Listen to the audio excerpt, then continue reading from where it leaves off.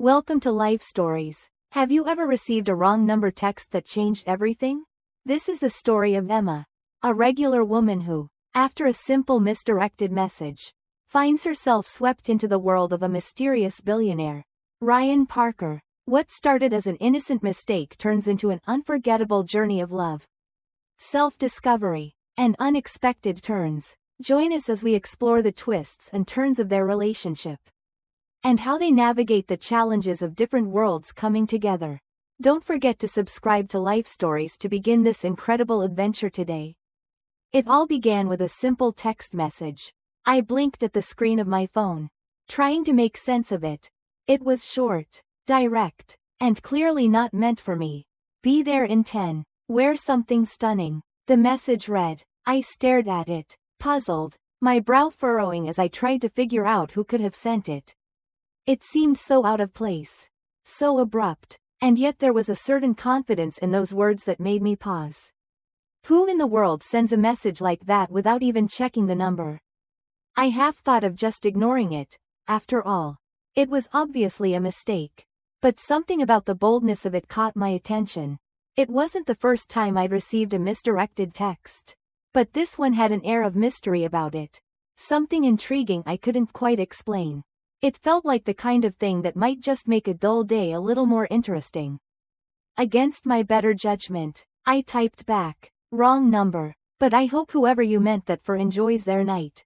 I tossed the phone down onto the couch with a small, almost embarrassed laugh. It was a pointless little exchange, wasn't it? But still, I couldn't shake the strange feeling it left behind.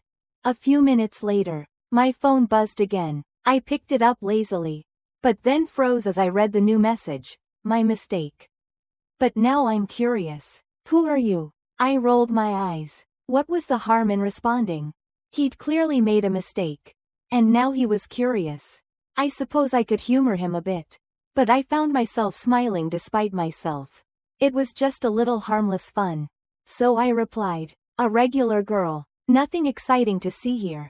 The next few messages were light and playful, full of banter, but I couldn't help feeling a little odd. Who was this person? The mystery lingered, like an unfinished thought, and I realized I was far more invested in this random exchange than I probably should be. The day passed, and I forgot about the whole thing. But then, a couple of hours later, my phone buzzed once more. Let me make up for the mistake. How about I take you to dinner? I nearly choked on my water. Was this guy serious? Dinner? The whole thing was so surreal that I almost didn't know what to say. This wasn't something you see every day. The audacity, but the curiosity gnawed at me, and I was suddenly tempted. It was all so out of character, so daring, and yet, I found myself smiling, shaking my head. Yeah, okay, sure, dinner it is, I typed, my finger hovering over the keyboard for a moment longer than I should have. Why was I doing this? Was I out of my mind? I didn't expect much to come of it. I mean, who was this person? But when I met my best friend Mia for dinner, I couldn't help but tell her about it. Are you serious? She asked, her voice rising with excitement. You're really considering going to dinner with some random guy who texted you by mistake? I shrugged, a little embarrassed. It's harmless, just a fun story to tell. Mia raised an eyebrow. It better be entertaining, at least. I couldn't stop the smile that crept across my face. More like oddly intriguing, I admitted. It felt like there was something deeper, something I couldn't quite put my finger on. The dinner went on, and Mia kept pressing me for more details. I laughed it off, but deep down, there was a spark of curiosity. What was this all about? Why did I feel so drawn to this stranger, who'd begun to feel like anything but one? That night, after dinner, I walked back home, my mind swirling with thoughts about the guy behind those texts. The confidence, the mystery, it was all so different from the mundane, predictable life I led. Over the next few days, the texts continued, each one more engaging than the last. They were lighthearted, teasing, but also strangely comforting. I found myself looking forward to them, to hearing from him, even though I still knew nothing about him. His name was Ryan, but even that was something he'd kept vague. as if everything about him was carefully curated. Like a puzzle I wasn't quite ready to solve. One evening, after what seemed like an eternity of playful text exchanges, Ryan made another bold move. He invited me to meet him for coffee. No pressure, just curiosity, he said. I hesitated for a moment. Was this reckless? Absolutely. Was I going to do it anyway? Of course. Something about his words, the way he carried himself, even through text, made me feel that maybe, just maybe, it wouldn't be a mistake.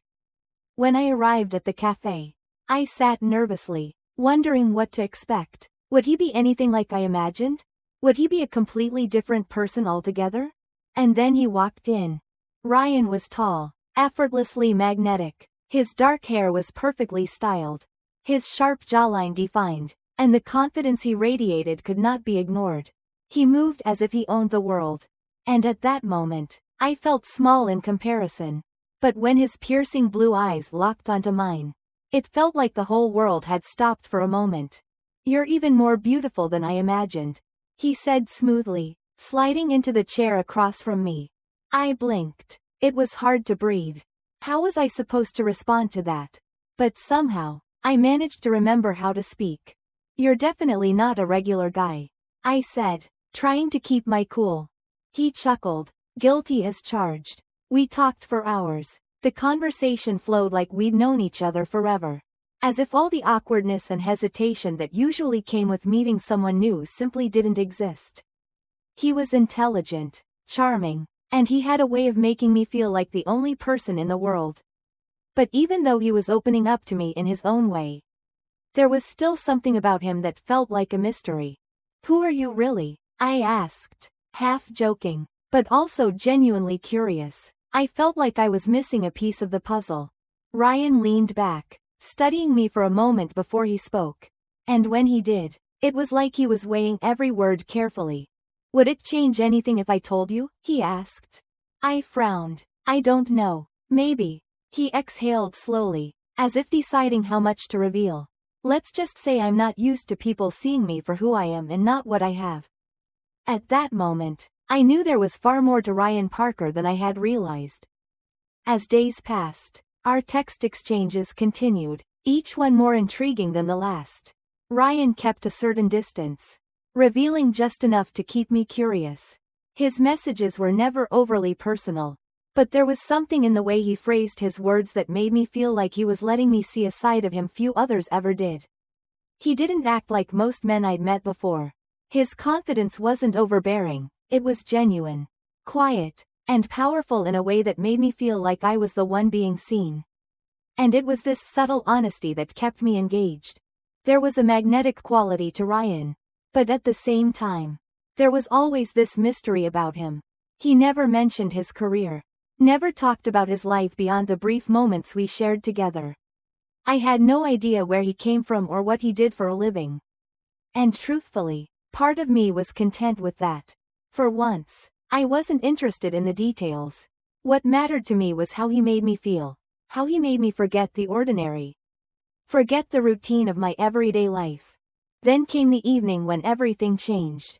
It was an ordinary Wednesday night, and I was sitting on the couch, flipping through a magazine, when I noticed Ryan's name pop up on my phone again. I had just finished a long day at work, and I could feel the weight of the exhaustion in my body. But something about the message I saw made me sit up straight. Emma, I think it's time I tell you who I really am. I stared at the screen for a moment, my fingers hovering over the keys. There was a tightness in my chest as my curiosity crept in. Part of me wanted to know. Part of me dreaded it. What did he mean? And why did it feel so heavy? Without thinking, I typed back. Okay.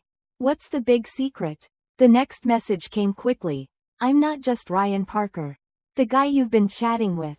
I'm Ryan Parker, CEO of a global tech company. I'm the guy who's built an empire. My heart skipped a beat. I read the words again, still not fully comprehending what he was saying. CEO? Global tech company? It felt like a punch to the gut. I had been speaking to a billionaire and had no idea. The mystery behind his life, his wealth, his status, they were all suddenly exposed. and I wasn't sure how to process it. The reality of what I'd been drawn into hit me like a wave. I was no longer talking to a regular guy.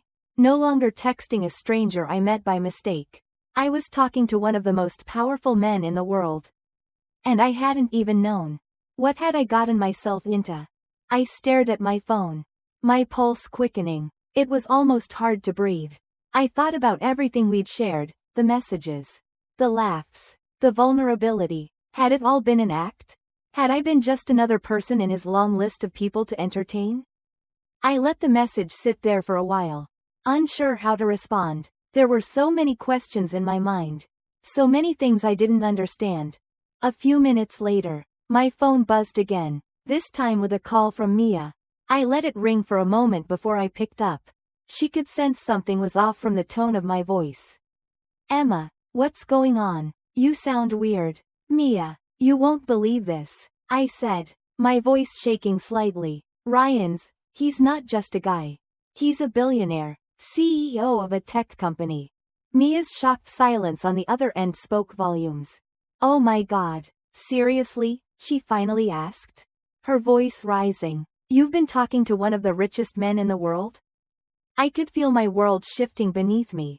I didn't know, I said quietly. I had no idea. Emma, this is huge, Mia exclaimed, and I could hear her grinning through the phone. What are you going to do now? I leaned back on the couch, pressing a hand to my forehead. I didn't know. Part of me wanted to run far away from this whole situation. To shut it all down and go back to my regular life. But then I thought about everything Ryan had said. Everything he'd shared. He didn't treat me like I was some charity case or some gold digger. He treated me like I was someone he genuinely wanted to get to know. I stayed silent for a moment. I'm not sure what to think. I feel like I've been blind to everything. And now everything feels different. Mia sighed. Look, if this is real, if he actually likes you, then you have to go for it. Don't let something like this pass you by. I wasn't sure if I could. I wasn't sure if I could fit into this world he was part of.